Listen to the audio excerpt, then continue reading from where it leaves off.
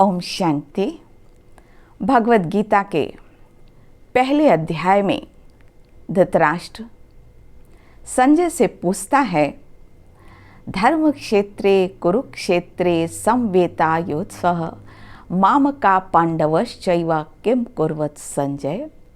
हे संजय, धर्म क्षेत्र कुरुक्षेत्र में युद्ध की इच्छा से एकत्रित हुए मेरे और पांडवों के पुत्रों ने क्या किया, मुझे बताओ। तो धृतराष्ट्र संजय से यह जानना चाहता है और दो शब्दों का प्रयोग किया गया। इसमें दो शब्द हैं, धर्म क्षेत्र और कुरुक्षेत्र। ये दोनों शब्द अलग अलग अर्थ लिए हुए हैं। आज हम धर्म क्षेत्र शब्द पर विचार करेंगे। धर्म का अर्थ ही होता है कि ऐसी मर्यादा, ऐसे नियम, ऐसे कोड ऑफ कंडक्ट जिसके द्वारा शांति की स्थापना हो। और कहा जाता कि इस धर्म क्षेत्र पर भगवान ने जो ज्ञान सुनाया, गीता ज्ञान सुनाया, उसके बाद हिंसा हुई, खून की नदियां बह गईं, आपस में बहुत बड़ा युद्ध हुआ जिसे महाभारत का युद्ध कहा जाता है। तो क्या यह पॉसिबल है कि इस भूमि पर, इस क्षेत्र पर ऐसा ज्ञान सुनाया जाए? अवश्य ही इसका कुछ अलग अर्थ है। वैसे शास्त्रों में अलग अलग बातें लिखी हुई हैं, जैसे कि वामन पुराण में लिखा हुआ है कि राजा कुरु वह धर्म की खेती कर रहे थे, तो उन्होंने शिव और यमराज के वाहन को यूज़ किया। और जब खेती कर रहे थे तो उस समय इंद्र आए और इंद्र ने कहा, राजन आप क्या कर रहे हो? तो राजन ने कहा, मैं योग, ब्रह्मचर्य, धर्म की खेती कर रहा हूँ। तो इंद्र ने पूछा, आपके पास इसके बीज हैं? तो राजन ने कहा, हाँ मेरे पास हैं। और इंद्र चले गए। और उसके बाद फिर विष्णु जी आए और विष्णु जी ने भी यही प्रश्न पूछा, राजन आप क्या कर रहे हो? तो राजन ने फिर वही जवाब दिया, मैं धर्म की खेती कर रहा हूँ। तो विष्णु जी ने कहा, आपके पास बीज है? तो राजन ने कहा, हाँ। और उन्होंने हाथ आगे बढ़ा दिए। जब हाथ आगे बढ़ाए तो कहा जाता, विष्णु जी ने उनके शरीर के छोटे छोटे टुकड़े करके वहाँ पर उसको बो दिया और राजन को वरदान दिया, राजन आपके त्याग और ये तपस्या के कारण यह भूमि धर्म क्षेत्र और कुरुक्षेत्र भविष्य में कहलाई जाएगी। तो यह एक कथानक आती, तो यह तो सत्य प्रतीत नहीं होता है कि ऐसा कभी हो सकता है। इसका भी सूक्ष्म आध्यात्मिक अर्थ है।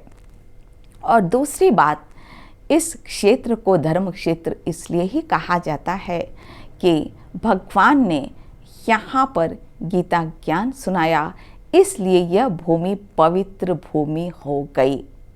तो दोनों बातें इस बात का प्रतीक है कि जहाँ पवित्रता है, जहाँ धर्म है, वहाँ पर अहिंसा होगी।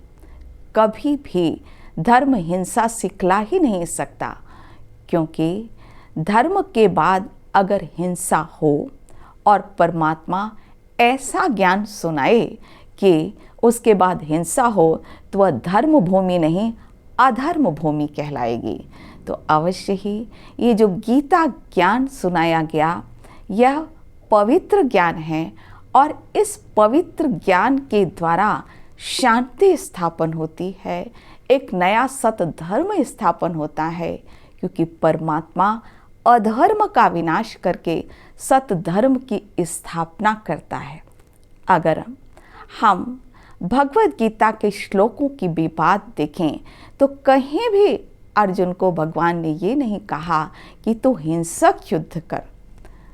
हर श्लोक में, बहुत सारे श्लोकों में यह दिया हुआ है कि अहिंसा परमो धर्म है। जैसे हम देखते हैं कि भगवद गीता के 10वें चैप्टर में 5वें श्लोक में भगवान ने यह कहा कि जो भी भाव उत्पन्न होते हैं वह मेरे से ही उत्पन्न होते हैं, और उसमें भी एक जो अहिंसा है वह भाव भी मेरे से ही उत्पन्न होता है। इसी प्रकार चैप्टर 16 में दूसरे श्लोक में भी कहा कि अर्जुन, 2 प्रकार की संपदा होती है, एक होता है आसुरी और दूसरी दैवी, और तू दैवी संपदा से संपन्न है। तो वहाँ भी कहा कि अहिंसा जो है वह दैवी संपद का एक गुण है। तो कहने का अर्थ कि भगवान बार बार यह कह रहे हैं, अर्जुन तो अहिंसा धारण कर। तो उन्होंने तो ये कभी नहीं कहा कि हिंसा धारण करो।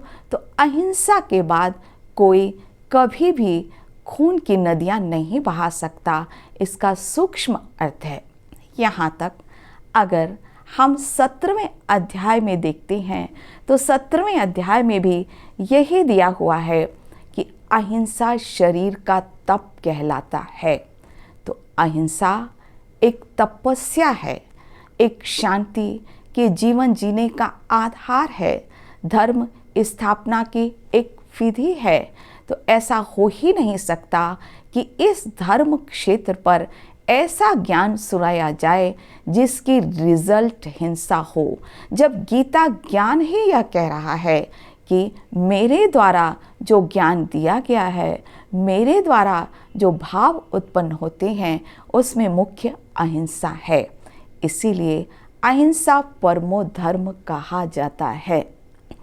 अगर हम इतिहास की ओर भी नज़र डालें तो इतिहास भी इस बात का गवाह है कि कभी भी हिंसक युद्ध के द्वारा शांति की स्थापना नहीं हुई, हमेशा अशांति ही हुई है।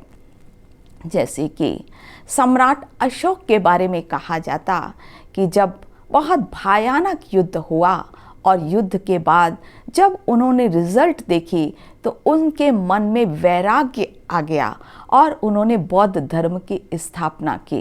अर्थात इस हिंसा के द्वारा कभी भी हिंसक युद्ध होता है तो उसकी रिजल्ट अच्छी नहीं होती है। तो यह तो बिल्कुल ही स्पष्ट है कि धर्म क्षेत्र अर्थात परमात्मा जो आकर गीता ज्ञान सुनाते हैं वह विकारों के प्रति युद्ध करना सिखलाते हैं, और इसको ही धर्म युद्ध कहा जा सकता है, सूक्ष्म युद्ध कहा जा सकता है, क्योंकि परमात्मा गीता ज्ञान की ऐसी कला सिखलाते हैं जिसे कि योग भी कहा जा सकता है। योग के द्वारा इन विकारों पर विजय प्राप्त होती है और एक ऐसे मानव समाज की स्थापना होती है जो कि सत धर्म कहा जा सकता, आदि सनातन देवी देवता धर्म कहा जा सकता है।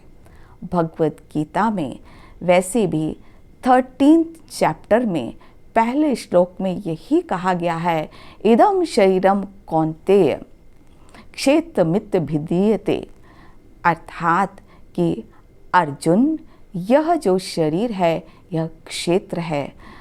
तो भगवान हम आत्माओं को सत्य गीता ज्ञान जो सुनाते हैं उसमें यही सिखलाते हैं कि इस शरीर रूपी रथ में या क्षेत्र में रहकर आप आत्माएं इस सत्य गीता ज्ञान को सुनो, जीवन में धारण करो और उसके बाद अपने जीवन को अपनाकर सत्य ज्ञान अपनाकर सत्य दुनिया जहाँ धर्म है, शांति है, उस दुनिया में चलने की तैयारी करो।